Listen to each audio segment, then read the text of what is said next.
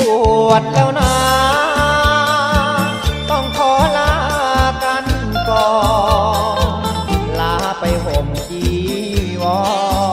รไกลกันก่อน3 เดือนพรุ่งนี้ต้องห่างเฮหาต้องขอลาเพื่อนลามอนข้างห่างเรือนจากแก้มใกล้แฟ